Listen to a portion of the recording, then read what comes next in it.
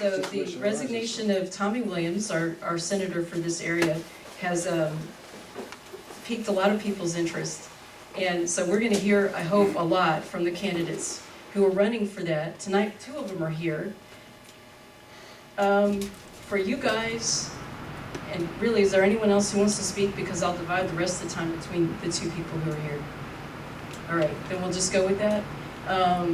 So the 2 that are here tonight, Steve Toth, who's the House Representative for the Woodlands area, and Brandon Creighton, who's the House Representative for Conroe area, they're both interested in that seat. So let's give each of you about 7 minutes. How about that? 7 minutes? Can we do that? Alphabetical order? You're on the outside of the room, so you go first. 7 minutes. And you know, we're gonna do a lot more candidate spotlights, but we want to get away from, hi, this is my name, I'm running for this, the same stuff. We want to get to know these people. And now this is an awesome opportunity here because this is our farm team. These are people that we have known for a long time. We've worked on their initial campaigns before they were just, you know, the pool guy. Now, you know, things are a little bit different, and they've got legislative records, and we have to understand what is behind all of that because each of them has had a different experience. So we may get to the point where y'all are asking questions during this candidate spot. We're going to see, but we're going to dig into this a little bit so it's not the same kind of thing every single time. There it goes. Thank you very much. Hello. I'm Steve Toth, and I'm running for Senate District 4, representing the Woodlands all the way across Kingwood and down to Beaumont. And the reason why I'm doing this is very simple. We increased spending $26 billion this year in the state of Texas. It's a staggering number. If you look at just the number alone, it's probably one of the greatest increases in dollar spending, not just in Texas history, but across the United States. $26 billion. We had an $8 billion surplus coming into this session. And yet we couldn't find the money for roads, and we couldn't find the money for water. It's shameful. Anyone that ran a business this way, if you were the CEO of it, you'd be fired. You'd have been sent packing. $8 billion, and we can't find the money for roads, and we can't find the money for water. And it's shameful. And we cannot continue to do business this way. We are putting Texas on an unsustainable spending curve that we will not be able to sustain. And frankly, the reason why I'm running is that Texas does not need more people that are claiming to be conservatives, that cloak themselves in conservative rhetoric. Every single Republican claims to be a conservative. Amen? Amen.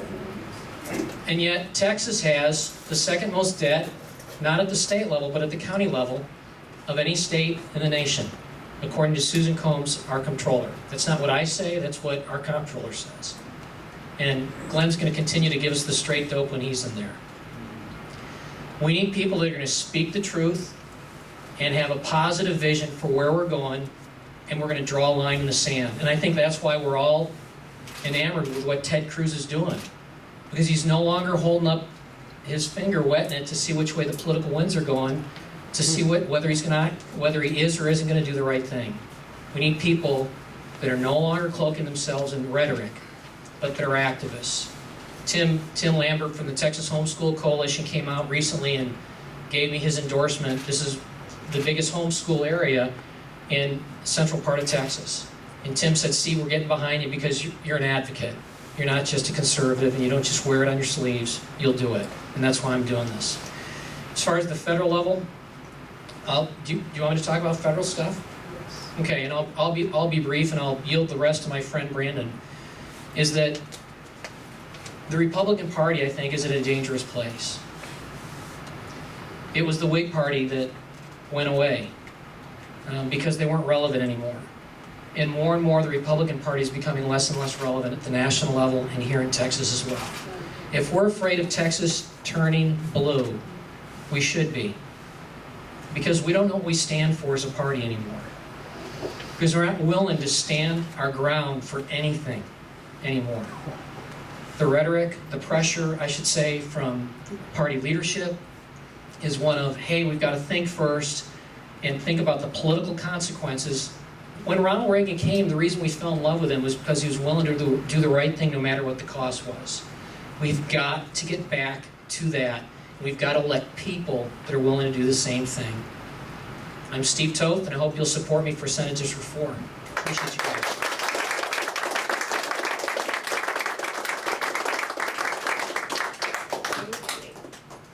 And let's have our other candidate for Senate District 4, Brandon Creighton.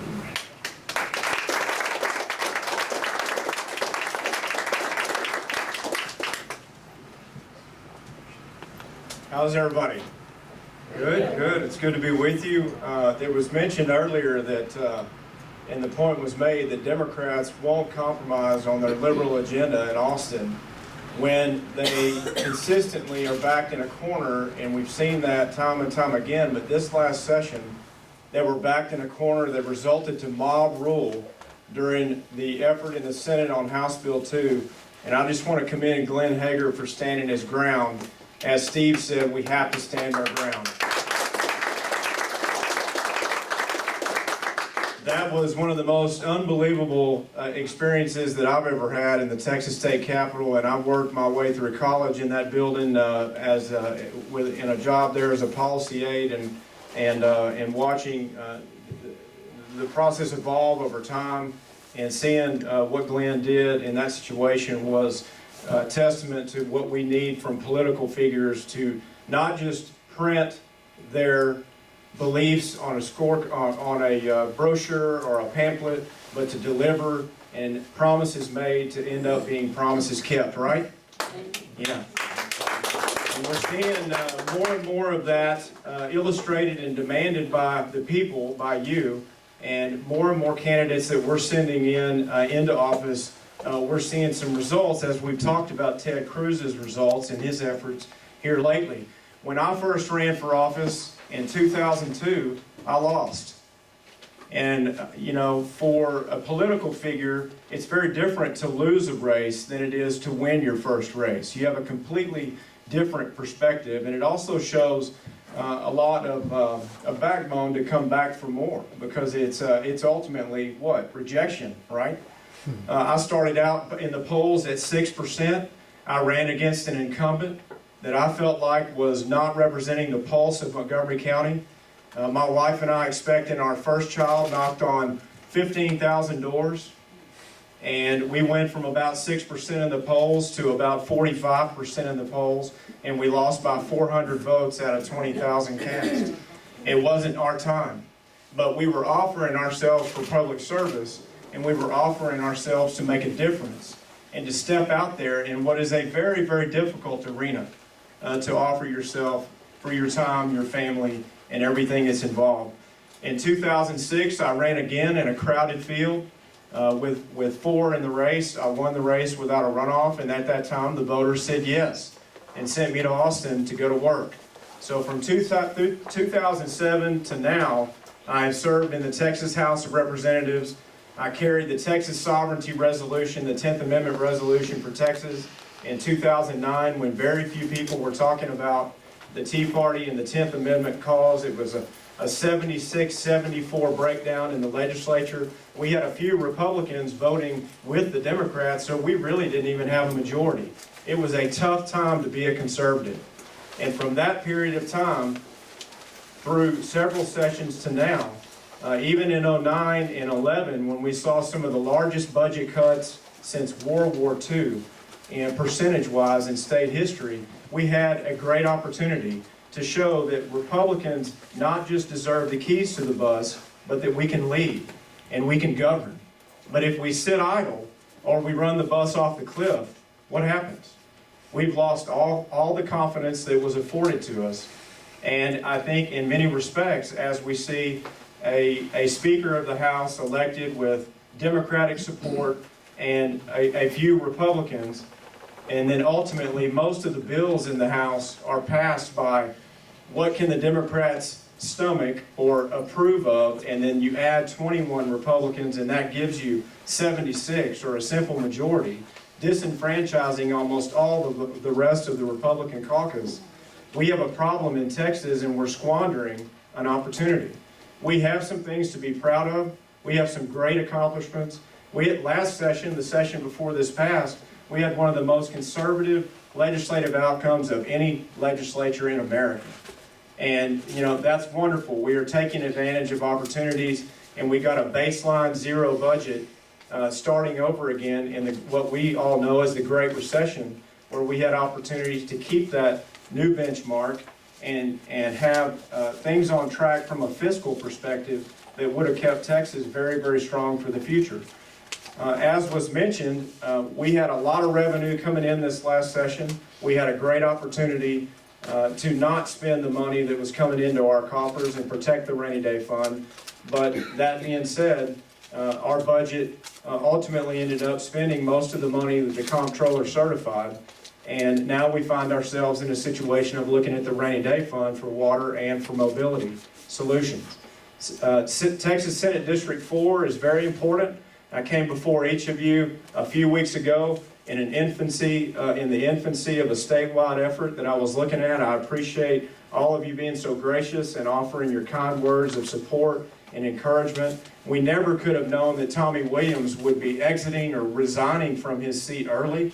And coming home from a long trip to Midland, Odessa, being gone 4 or 5 days from family, I had a lot of outreach from family and supporters, longtime supporters and community leaders saying, Creighton, we need you to serve and to consider changing and serving in Senate District 4, representing our communities here in Southeast Texas in what will be, in my opinion, one of the most important Senate seats in the Texas legislature, representing all of the economic engine that this area produces for jobs for the state of Texas, and going over to the petrochemical complex, which is so important to not just Texas, but the nation and what it produces to our economy and for our future on the energy front.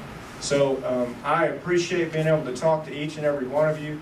Senate District 4 is so important for our future. We talk about liberty, and we print the words liberty on our brochures, and we talk about it in our meetings. Republicans have it in their platform. Liberty is the cornerstone of economic freedom. But at the same time, if we don't have office holders in place that stand behind liberty and decisions that promote economic freedom, what do we have? We have very little. And so I'm committed to making sure, and I have been over the past 7 years in office and over 17,000 votes, making sure that we promote our conservative principles, that we make sure that government is accountable and transparent. And as I run and work on my daily business here in the district, my wife is a CEO of a hospital here in the Woodlands and serves on the chamber board. It's important for me to share with you this journey and talking about the issues important to Senate District 4 and working with you and listening to you first and foremost for what you want to see in service from this very important seat. So thank you very much for your time and for having me and visiting with me this evening.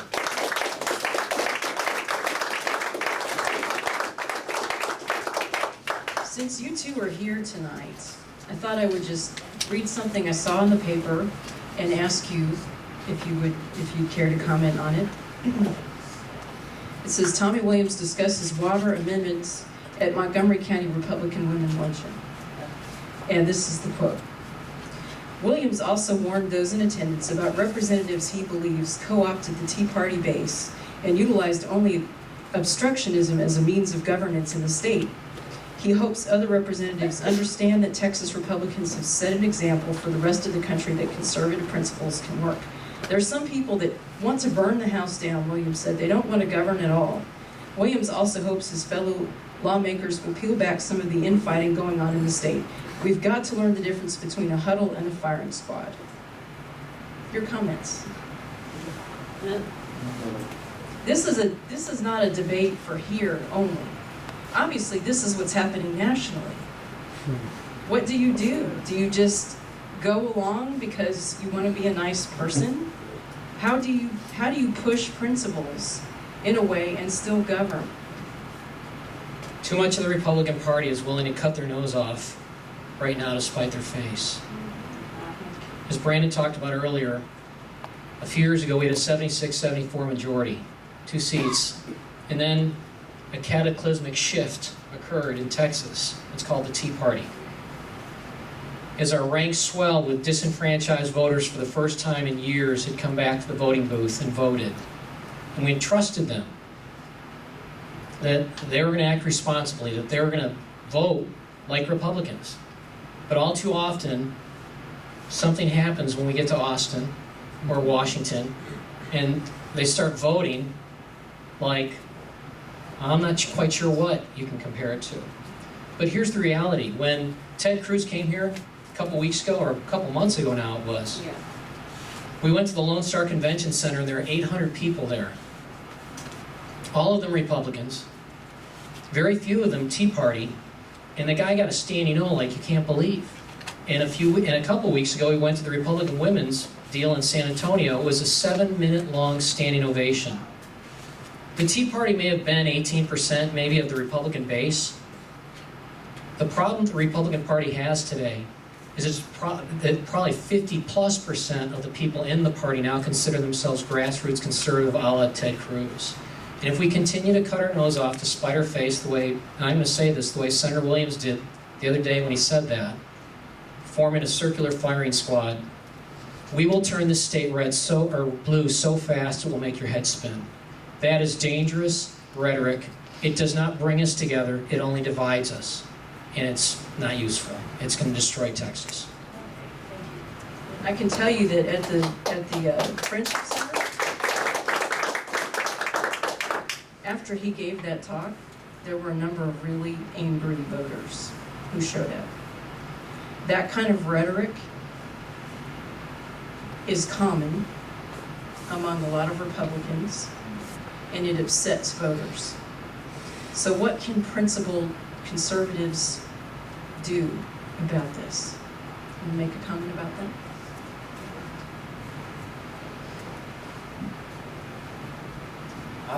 I find it interesting talking about the firing line. I mean, there's a lot of discussion on the Republican Party cannibalizing itself and turning on, itself as far as coming after the family. But we have a strong responsibility to decide what core principles we're going to promote and protect, and what core principles we are going to forsake. And we have so much discussion among the political pundits and the talking heads you see on Fox News every day, whether it's fair and balanced or not, whether you always fall in line with their opinions or not. I've seen personally in the Texas legislature that, if you ask every Republican there, no matter which one you might want to pick, 95 Republican House members, are you conservative? Every one of them will say yes.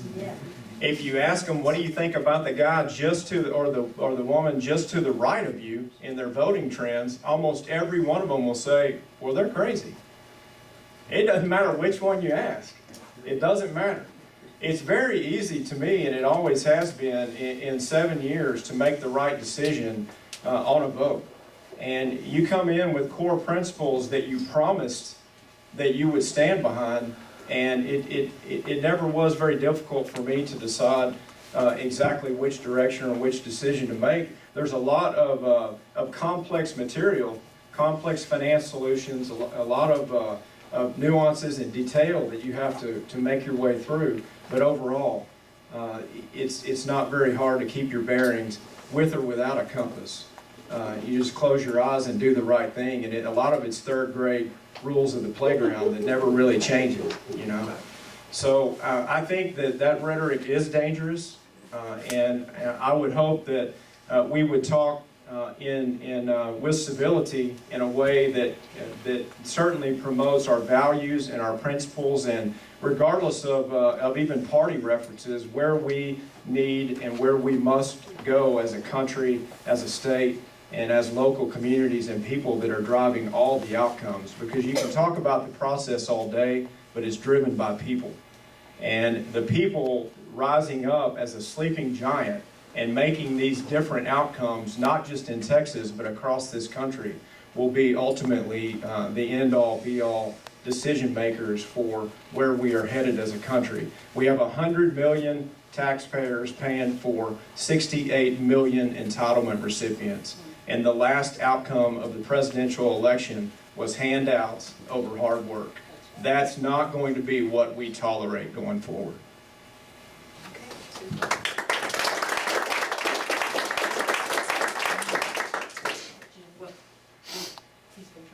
Oh, no, Glenn, please, let's hear from Glenn. here's just something You had asked earlier about Men in Black. And had anybody seen that? And Steve is correct. You should have heard the applause at the Republican Women's Convention. We were trying to do a little video for Glenn Hegar, but we couldn't because of Ted Cruz's applause. It was amazing. I was in West Texas a few weeks ago, and there was a few business community members, and one of them said, "What do you think about that Ted Cruz?" "What do you mean?" He said, "Well, he knew I was going to meet with the local Tea Party, so he asked the question."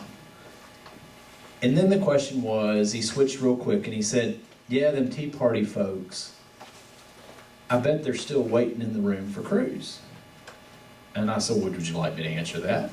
"Yes." And I said, "No, they're not waiting. Them and all their friends are waiting." And the guy kind of looked at me and I said, "No, I'm being very serious." You know, I made a comment that afternoon at a Tea Party because I was frustrated that Washington, D.C. was beating up saying, what was the exit strategy? What was the exit strategy in doing this?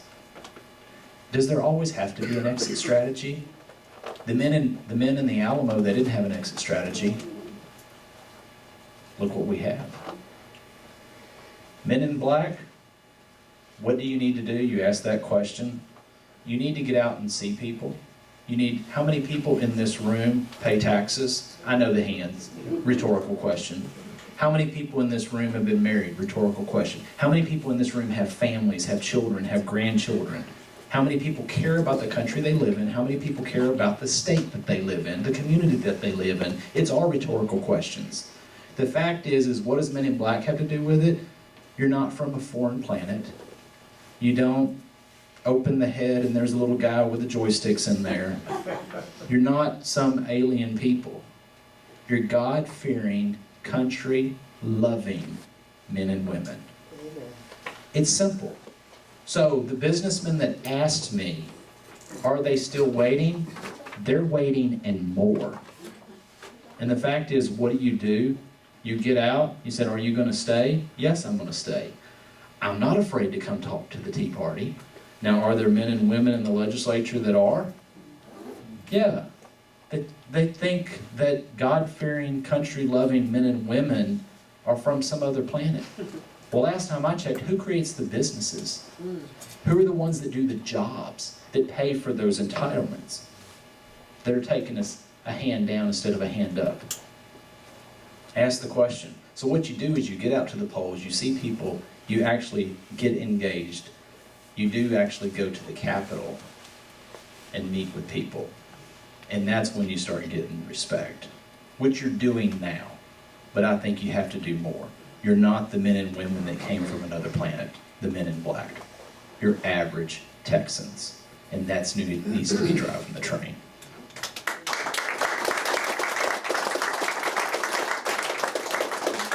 Well, thank you all very much for being here. Thank you for your questions. Thank you guys very much for your comments tonight. Candidates are always welcome here, and we're going to start carving out more time. And as I mentioned before, if you have some good ideas, we can't always do a candidate forum, but when we can change it up a little bit because y'all are really not all that different from everybody else in this room, and we want people from this area to be we want to make you good candidates. We want to make you good public servants. We want to help you, not just send you up there and expect everything to be different. It doesn't work. Obviously, it doesn't work. So thank you very much for being here tonight.